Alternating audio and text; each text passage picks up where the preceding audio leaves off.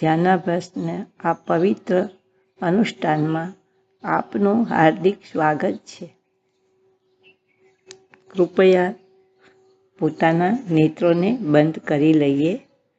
ધ્યાનાભ્યાસ દરમિયાન નેત્રોને બંધ જ રાખવાના પ્રયત્ન કરો. બહારની દુનિયાથી પોતાના ધ્યાનને હટાવી લો, કેમ કે સુખ બહારની દુનિયામાં નથી. બહિર્મુખ રહેવાથી આપણને આકુરતાનો અનુભવ રહે છે અને આપણે નિરંતર વિષયો બદલતા રહીએ છીએ. ક્યાંય પણ સ્થિરતા પ્રાપ્ત થતી નથી.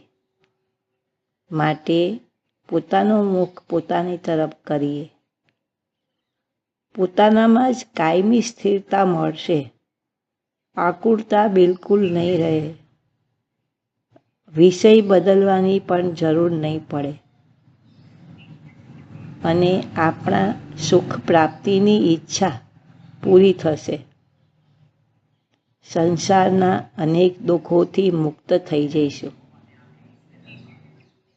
આપણે સ્વયં સુખના બનેલા છીએ.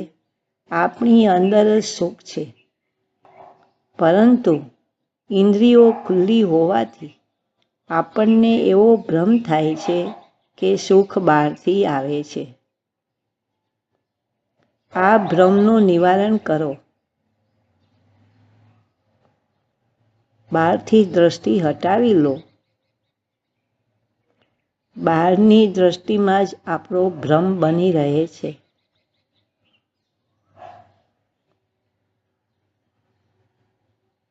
કારણ કે બહારમાં કોઈ પદાર્થ સુખદ અને કોઈ પદાર્થ દુઃખદ નિરંતર અનુભવમાં આવે છે અને આપણે નિરંતર રાગદ્વેષ કરતા રહીશું. અને આ રાગદ્વેષ જ દુઃખરૂપ છે. માટે બહિર્મુખતાને છોડીએ અને અંતરમાં આવીને નિરાકુરતા પ્રાપ્ત કરીએ. સુખ ને શાંતિને પ્રાપ્ત કરીએ. પરમ સુખ આપણને આપણા પાસેથી જ મળશે.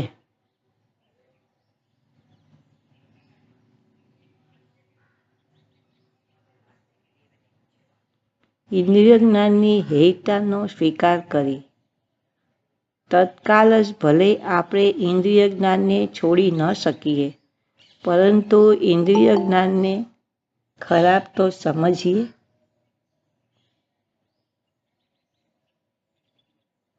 ત્યાંથી જ મોક્ષ માર્ગની શરૂઆત થાય છે. જ્યારે આપણે ઇન્દ્રિય જ્ઞાનને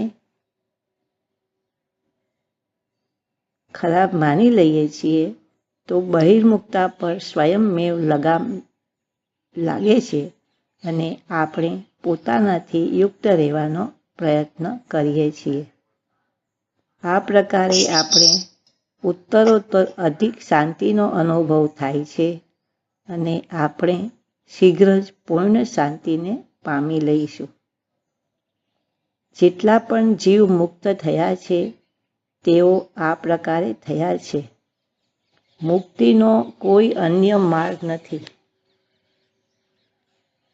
બહિર્મુખતાને અને ઇન્દ્રિય જ્ઞાનને છોડવાના છે.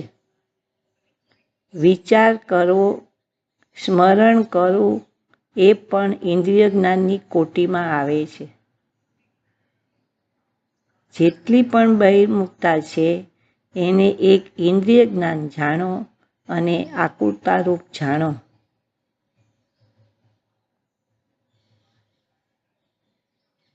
અને જેટલી અંતર્મુખતા છે તે બધી જ નિરાકુરતા છે, સુખ શાંતિરૂપ છે, વિતરાગતારૂપ છે. ત્યાં રાગ દ્વેષ રૂપ આકુરતા બિલકુલ નથી. આટલો જો આપણે નિર્ધાર કરી લઈએ છીએ તો મનુષ્ય જન્મ પામવો બહુ જ હદ સુધી સાર્થક થઈ જાય છે. જ્યારે શ્રદ્ધા સાચી હો, નિર્ણય સહી હો, તો પ્રયત્ન પણ સ્વયંમેવ સહી થઈ જાય છે. જેવો વિશ્વાસ થાય છે એવું આચરણ પણ થઈ જાય છે. આપણી માન્યતા સાચી કરવાની છે. તે માન્યતા પણ ત્યારે સાચી થાય છે કે જ્યારે આપણે અંતર્મુખ થઈને સુખનિધિને ભોગવીએ, શાંતિને ભોગવીએ, ત્યારે આપણી સમજ સાચી થાય છે. સમજ સાચી કરવાને માટે જરૂરી છે કે આપણે ધ્યાનાભ્યાસ કરીએ. નેત્ર બંધ કરીને પોતાના અભ્યંતર અમૂર્ત શરીરથી જ યુક્ત રહો અને પોતાના શારીરિક સ્થિતિ, પોતાના સ્વાસ્થ્યનું વેદન કરીએ, ભોગ કરો. જેવું પણ આપણું સ્વાસ્થ્ય છે, શારીરિક સ્થિતિ છે, સ્વચ્છ હો યા અસ્વચ્છ હો, બંને દશાઓમાં પોતાની સન્મુખ રહેવાનો પ્રયત્ન કરવાનો છે અને પોતાની શારીરિક સ્વાસ્થ્યની સ્થિતિનો અહેસાસ કરતા રહેવાનું છે. આ અત્યંત મહત્વપૂર્ણ છે. અસ્વચ્છ થવાની સ્થિતિમાં પણ આપણને અપ્રિય સંવેદનાનો અનુભવનો થાય છે, તો એ અપ્રિય સંવેદનાનો પણ અનુભવ કરવાનો છે, કેમ કે પોતાની શારીરિક સ્વાસ્થ્ય સ્થિતિનો અનુભવ કરવો એ જ એકાંત સુખી થવાનો ઉપાય છે. એનાથી આપણે બાહ્ય દુનિયાથી વિમુખ રહીએ છીએ. માટે શારીરિક સુખ અથવા તો દુઃખ બંનેમાં જ ક્ષમતા ધારણ કરવાની છે. અંતર્મુક્તાના સમયે એ પણ શક્ય છે કે શરીરના વિભિન્ન ભાગોમાં અપ્રિય સંવેદના પણ મળે, કેમ કે આપણે બહિર્મુખ રહીને વેદના ઉત્પન્ન કરવાવાળા કર્મનો સંચય કર્યો છે. પોતાનું જેવું પણ શારીરિક સ્વાસ્થ્ય હોય એનો અનુભવ કરવો એ જ મોક્ષનો માર્ગ છે. આ ભલી પ્રકાર નિર્ણય કરવા યોગ્ય છે. અન્ય કોઈ મોક્ષ માર્ગ નથી. આ જ મોક્ષનો માર્ગ છે. ન ભૂતકાળમાં હતો, ન વર્તમાનમાં અથવા તો ભવિષ્યમાં બીજો કોઈ માર્ગ નથી. પોતાનું શરીર વિશાળ છે, અનેક અંગોપાંગો છે. આપણે દરેક અંગ, દરેક ઉપાંગના સ્વાસ્થ્યની સ્થિતિનો અનુભવ કરવાનો છે. ભલે એ પોતાના અંગોપાંગોમાં સુખદ અનુભૂતિ મળે યા દુઃખદ અનુભૂતિ મળે, કેમ કે એક જ રસ્તો છે. મુક્તિના અનેક રસ્તા નથી. જ્ઞાનનો માર્ગ પણ નથી, ભક્તિનો માર્ગ પણ નથી. જ્ઞાન પણ નથી કરવાનું, ભક્તિ પણ કરવાની નથી. કેવળ પોતાના શારીરિક સ્વાસ્થ્યનો અનુભવ કરવાનો છે. કેમ કે જે શરીરમાં સ્વાસ્થ્ય અનુભવમાં આવે છે, તે શરીર જ આપણું છે, તે અમૂર્ત છે, તે આપણે જ છીએ. પોતાનું શારીરિક સ્વાસ્થ્યનો અનુભવ કરવો સ્વાવલંબન છે, આત્મનિર્ભર થવું છે, સ્વાધીન થવું છે અને તે પરતંત્રતાથી મુક્ત થવાનો માર્ગ છે. શરીર વિશાળ હોવાથી અંગ ઉપાંગ કરીને એના સ્વાસ્થ્યનો અનુભવ કરીએ, નિઃસંગ થઈને કરીએ. ત્યારે જ આપનો ઉપયોગ સ્થિર રહે છે. ત્યારે જ આપ પોતાની સાથે બહિર્મુખતાથી બચાવી શકો છો. પોતાના ધ્યાનને પોતાના મસ્તકના ભાગ પર લઈ આવો.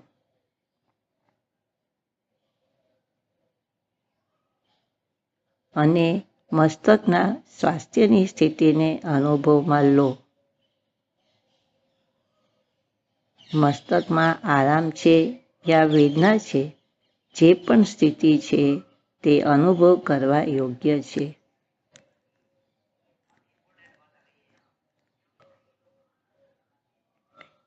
એનો અનુભવ કરવો એ જ મોક્ષનો માર્ગ છે. જ્યારે આપણે જે પણ ભાગ પર આવીએ છીએ ત્યાંના સ્વાસ્થ્યની સ્થિતિનો સ્વયંમેવ અનુભવ થાય છે. વેદના હો તો વેદના અનુભવમાં આવે છે, અને વેદના ન હો તો વેદના અનુભવમાં આવતી નથી. ત્યાં સુખ સમજવું, એ અનુભવની સાથે જ આપણે જીવવાનું છે. તે જીવવું એ જ મોક્ષનો માર્ગ છે. આનાથી આપણે રાગાદી દોષોથી બચીએ છીએ. બાહ્ય આરંભ પરિગ્રહથી પણ બચીએ છીએ, કેમ કે બાહ્ય આરંભ પરિગ્રહ દુર્ગતિનું કારણ છે. બાહ્ય જગતના આશ્રયથી આપણી દુર્ગતિ થાય છે.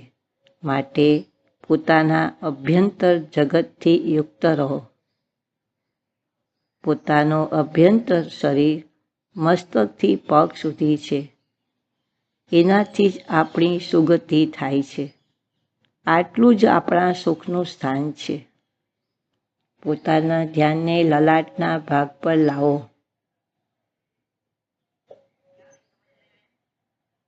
ત્યાંના સ્વાસ્થ્યની સ્થિતિનો આપણને અનુભવ થશે, અને આ જ આપણે ભોગવવા યોગ્ય છે.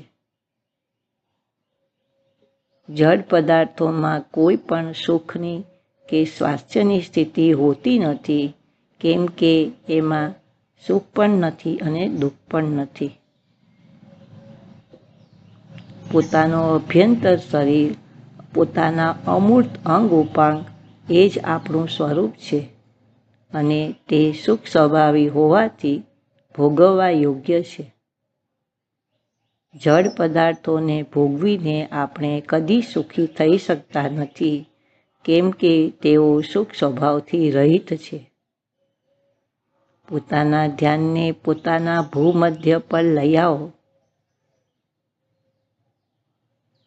અહીંયા પણ આરામ કે વેદનાની સ્થિતિ છે, એને અનુભવમાં લો. આ સ્વાનુભવ છે, સ્વાનુભૂતિ છે, શુદ્ધાત્મ અનુભૂતિ છે, સ્વાલંબન છે અને સ્વાસ્થ્ય છે. આ બાહ્ય જગતથી મુક્ત થવાનો ઉપાય છે. અનુભવ ચિંતામણી રતન, અનુભવ હે રસકૂપ, અનુભવ માર્ગ મોક્ષ કો, અનુભવ મોક્ષ સ્વરૂપ. પોતાના સુખ દુઃખનો અનુભવ આપણને થઈ શકે છે. બીજા જીવોના સુખ દુઃખ આજ સુધી આપણા અનુભવમાં આવ્યા નથી, નહીં આવશે. બધા જીવોને પોતાના સુખ દુઃખનું જ સંવેદન થાય છે, કેમ કે જીવ પોતે સ્વસંવેદનરૂપ છે. દરેક જીવ પોતાની સુખનિધિને ભોગવી શકે છે, બીજાની સુખનિધિને ભોગવી શકતા નથી. આપણું સુખ કદી પણ ચોરી થઈ શકતું નથી. આપણી પાસે જ સદા રહે છે. આપણી સુખનિધિથી વિમુખ રહીને આપણે દુઃખી રહીએ છીએ, એમાં આપણો જ દોષ છે. કોઈ અન્યનો કિંચિત પણ દોષ નથી. પોતાના ધ્યાનને પોતાના નેત્રો પર લઈ આવો. પોતાના નેત્રોના સ્વાસ્થ્યની સ્થિતિને અનુભવમાં લો. જે પણ આરામ અથવા તો વેદનાની સ્થિતિ છે, એમાં સમભાવ ધારણ કરો.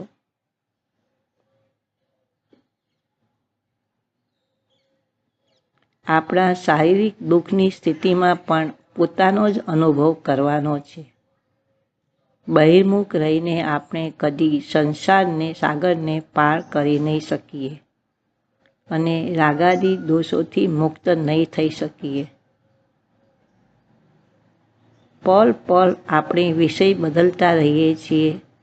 કેટલી પણ સ્વાદિષ્ટ મીઠાઈ ખાઈએ, એને બદલીને તરત જ બીજી વસ્તુનું સેવન કરીએ છીએ. બહારમાં ક્યાંય પણ સ્થિરતા નથી. પોતાની સન્મુખ રહીને જ આપણે સ્થિરતા પ્રાપ્ત કરી શકશું. મોક્ષને પ્રાપ્ત કરવો છે.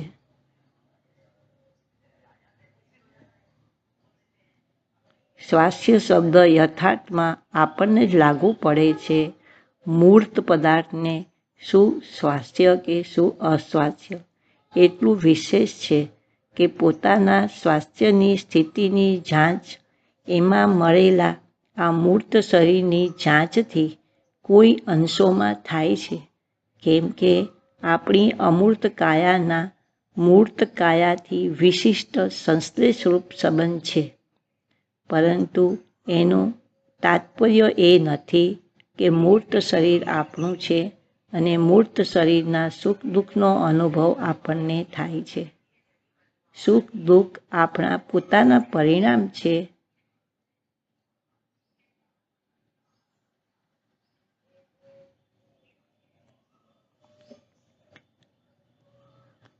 અને આપણે પોતાના પરિણામને જ ભોગવી શકીએ છીએ. પોતાના ધ્યાનને પોતાના બંને કાનોના ભાગ પર લઈ આવો. ત્યાંની સ્થિતિને અનુભવમાં લો. ક્યાંય પણ વેદના હોય તો પણ ગભરાવું નહીં, કેમ કે વેદનાનો અનુભવ કરવો એ પણ મોક્ષનો માર્ગ છે, પરમાત્મા થવાનો માર્ગ છે. આવો નિર્ણય કરશો તો આપણે વેદનાની સ્થિતિમાં પણ પોતાની સન્મુખ રહી શકીએ છીએ. જો આપણે શારીરિક સુખ દુઃખને સંભાવથી અનુભવ કરીએ છીએ, પોતાની સન્મુખ બની રહીએ છીએ, તો શીઘ્ર જ આપણને ઉત્તમ સ્વાસ્થ્યને પ્રાપ્ત કરીએ છીએ અને અનંતકાળ સુધી સુખથી રહીએ છીએ. પોતાના ધ્યાનને પોતાના નાસિકા પર લાવો. પોતાના અનુભવનો મોક્ષનો માર્ગ સ્વીકાર કરો.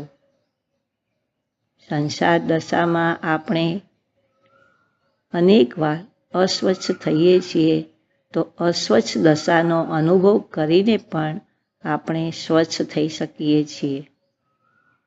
દવા વગેરેના સેવનમાં તો સદા જોખમ બની રહે છે, પરાધીનતા પણ થાય છે, પૈસાની પણ જરૂરિયાત પડે છે અને કોઈ સાઈડ ઇફેક્ટ થવાની પણ શક્યતા હોય છે. મરણ સુધી થવાનો પ્રસંગ થઈ જાય છે. આપણે પોતાના સ્વાસ્થ્યની સ્થિતિનો સમભાવથી અનુભવ કરવાનો છે, તો આપ અતિ અલ્પ સમયમાં ફરીથી સ્વચ્છ થઈ જઈએ. આપ સ્વયંમાં સ્થિત હો અને સ્વચ્છ ન હો એ કદાપી સંભવ નથી. પર સન્મુખ રહીને અનેક ઉપાય કરશું તો પણ નિશ્ચિત ફરી અસ્વચ્છ થઈ જવાવાળા છીએ. બહારમાં સ્વાસ્થ્યને પ્રતિ ઘણા જાગૃત રહેવાવાળા જીવોને પણ આપણે અસ્વચ્છ થતા જોઈએ છીએ. એટલું જ નહીં, અસ્વચ્છ થઈને મળતા પણ જોઈએ છીએ.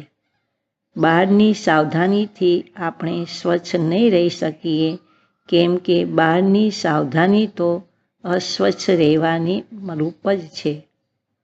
બાહ્ય મૂર્ત શરીરમાં પોતાનું અમૂર્ત શરીર મળેલું છે. અંતર્મુખ રહીને એમાં સ્થિત રહેવાનું છે. પોતાના ધ્યાનને પોતાના મુખ પર લઈ આવો. બંને હોઠોના ભાગ પર. અનેક અંગોમાં પ્રાય સુખદ સંવેદના જ રહે છે. આપણે એનો અનુભવ કરીને પોતાની સન્મુખ રહી શકીએ છીએ. આપણું ધ્યાન પોતાના અમૂર્ત ભાગ પર આવે છે, તો તે ભાગ સ્વચ્છ થવા લાગે છે, રોગોની નિવૃત્તિ થાય છે. પોતાનું ધ્યાન ઔષધિનું કામ કરે છે, રસાયણનું કામ કરે છે એ નિશ્ચિત માનો. માટે અંતર્મુખતા જ ઉત્તમ આહાર છે, ઉત્તમ ઔષધિ છે અને અમર થવાનો નિશ્ચિત ઉપાય છે. પોતાના ધ્યાનને પોતાના છાતીના ભાગ પર લઈ આવો. આપણે દરેક ભાગ આ પ્રકારે સ્વચ્છ રહે છે અને ઉત્તમથી ઉત્તમ સુખ ભોગવીશું.